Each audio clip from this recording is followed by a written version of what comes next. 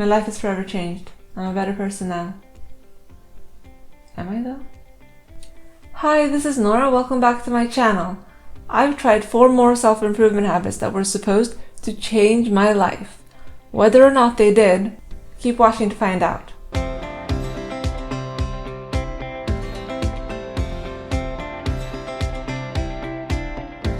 I made another one of these videos before where I tried 5 self-improvement habits, and my intention was to do that this time as well, but that did not happen. That did not go according to plan. A lot of things this month have not gone according to plan. November's been a month, y'all. It's been a month. This month has been a lot, both work-wise and personally, for me and Cody. So doing 5 self-improvement habits on top of everything else going on, especially since some of them were quite time-consuming, it was taking up too much time and it became too stressful trying to keep it all up at once. Especially since I'm also doing, YouTube videos, and I'm still quite new at this, so it still takes me a while to do videos. Not as long as it did at first, but it still takes me a while to edit and everything. So even though I wanted to do the 5 habits, I'm glad that I ended up scaling down because it just got to be too much. Once I restarted the video, it was fine. I was able to keep up the habits that I chose to do, and it worked out in the end. The first thing I tried was eating healthier, and let me tell you, it was very necessary. My diet has been all over the place lately. It's been insane. I like to snack. I'm a snacker. I admit that. I love biscuits and chocolates and all the things, so I decided to do this video to get on top of that and get into a healthier eating and healthier lifestyle. I'm not going to go into the benefits of eating healthy because I think we all know that, but I think that a lot of us don't necessarily know exactly what goes into a healthy diet and a balanced diet. So I decided to do a bit of research, and I looked at the WHO guidelines for a balanced and healthy diet, and I decided to follow those.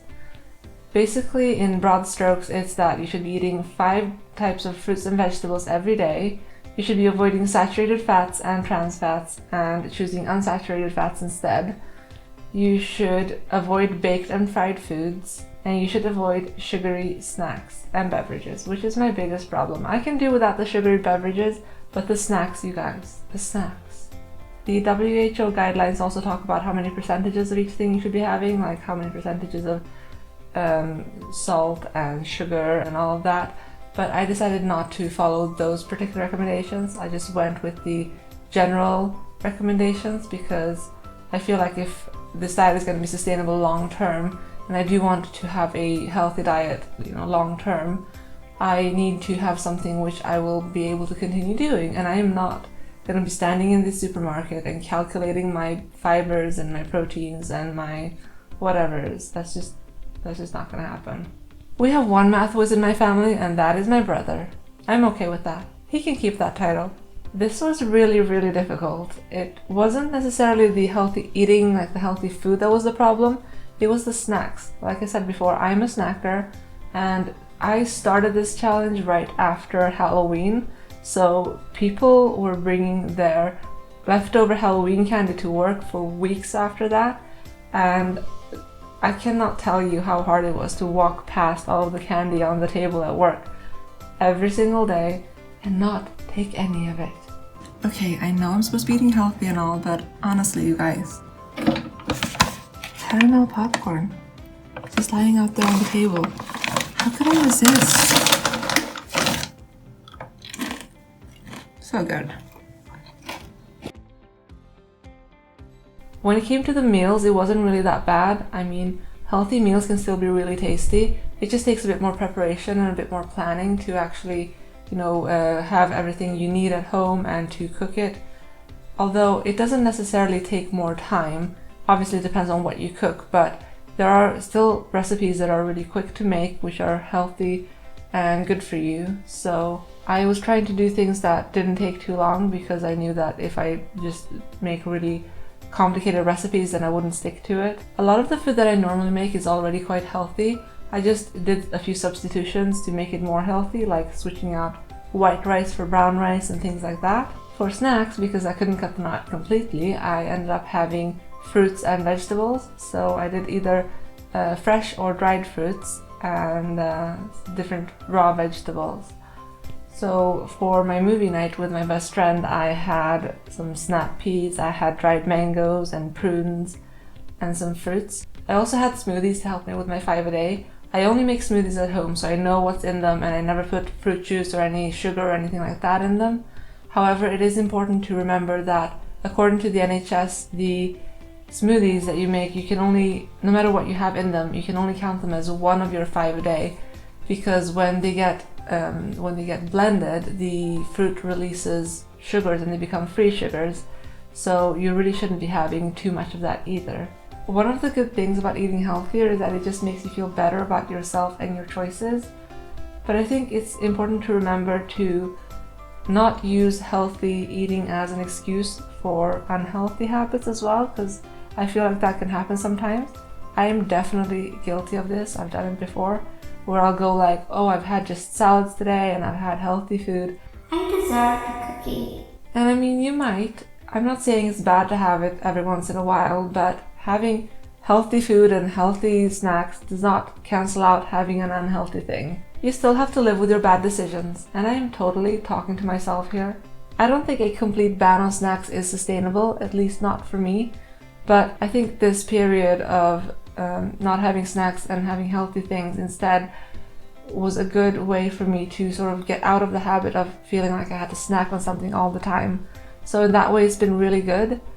I think if you have things in moderation, it's still okay to have it. Even the WHO guidelines say, I mean, they use the word limit. They don't say completely cut out. And I mean, of course, there are health conditions that can affect this, but generally, having a snack every once in a while is fine, as long as you do it in moderation.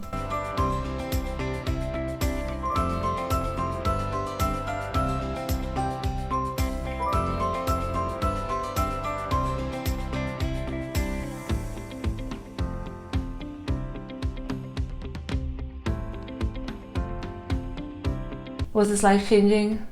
I mean, yes. In 3 weeks, I'm not sure I can see the life-changing effects of it, but I think we all know eating healthy is generally life-changing. I actually lost 2 kilos during the 3 weeks, and that definitely tells me that it was working. And that I'd been having too much snacks, because those were the 2 kilos that I'd gained in the last few months.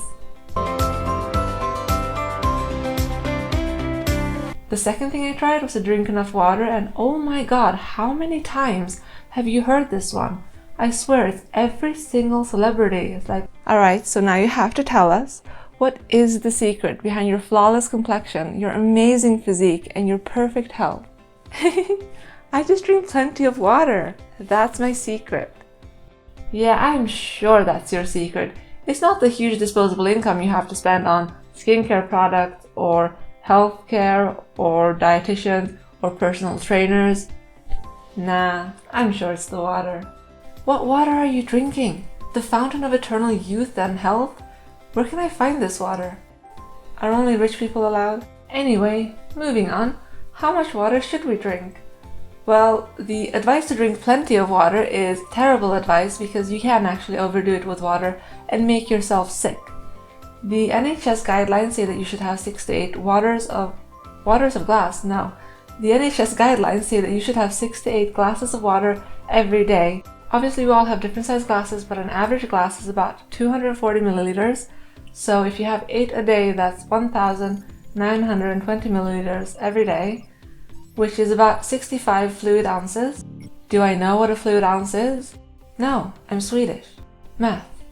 I didn't find this one that hard actually. I do normally not drink enough water during the day and I can get headaches and stuff from it.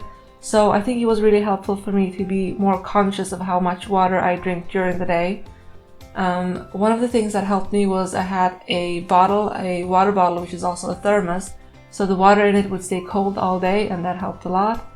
Another thing that helped was using sugar-free squash to dilute with the water so that it tastes a bit nicer, because just plain water can be a bit boring.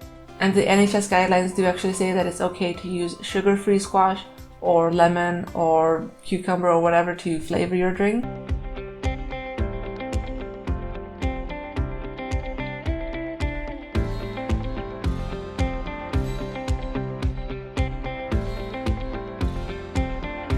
Whether or not it was life-changing, I think I'm gonna have to disagree with the celebrities on this one. I mean, I feel like most of us will drink water when we're thirsty, and yes, it's good to be more aware of how much we drink so that we don't dehydrate or get headaches or things like that, but I'm not sure I would go as far as to call it life-changing. The third thing I tried was to keep a gratitude journal. I don't know if you've heard about these, but I feel like I hear about them everywhere. Every single self-improvement YouTuber, every blog, everywhere, everyone is talking about gratitude journals. So I just had to try it. Not gonna lie, I was pretty skeptical, but when I did look into the research on this, there is research that shows that keeping a gratitude journal improves people's feeling of psychological well-being and the quality of their relationship. There have been some studies that have compared gratitude journals to listing hassles. So a group of people will keep a gratitude journal and another will keep a list of things that are bothering them and hassles in their lives. And the people who kept the gratitude journal had a better psychological well-being, which I can understand. But also I can totally relate to the hassles group because that's like me. This wasn't a very difficult habit to integrate into my life. I kept the journal on my bedside table and I wrote in it every single night.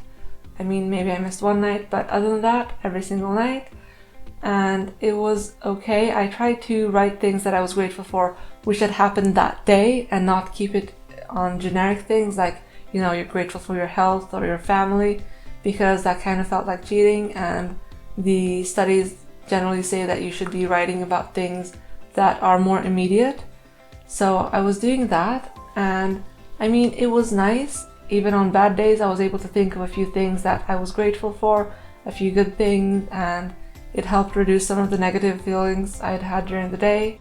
And I mean, yes, okay, not gonna lie, it does feel a bit silly in the beginning, but after a while you just get used to it and it just becomes kind of normal.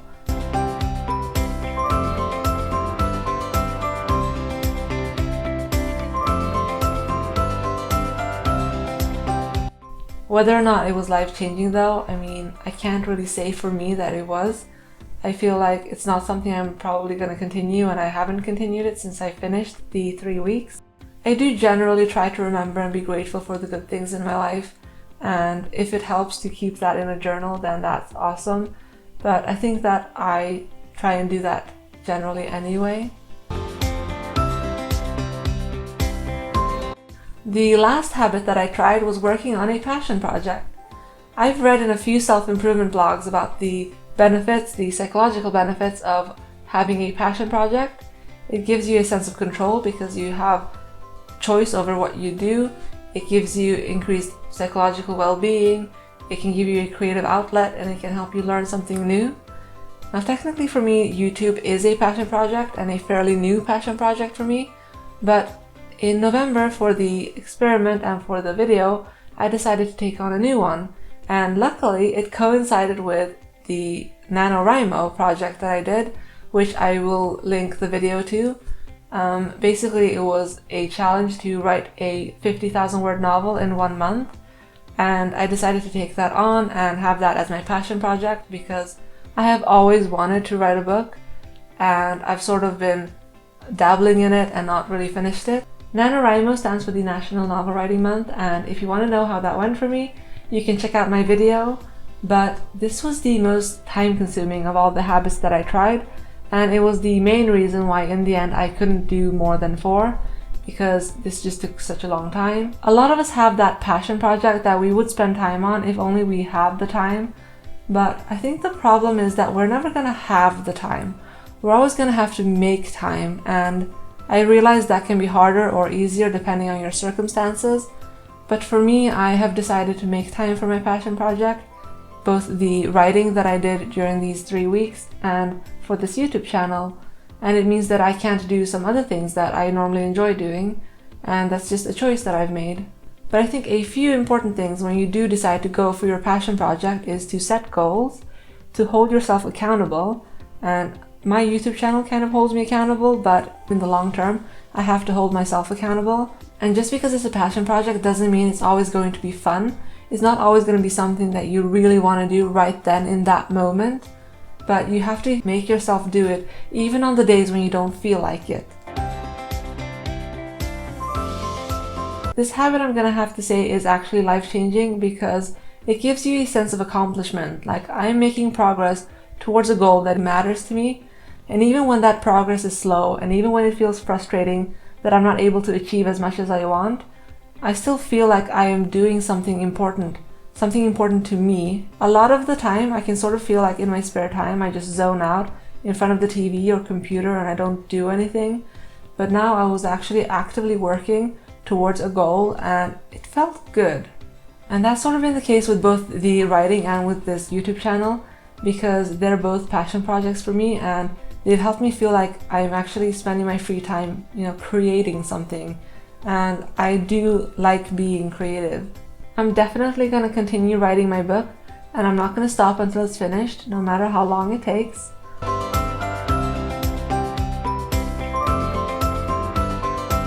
Those are the 4 habits that I've tried this time. Some of them were life-changing, some of them were not.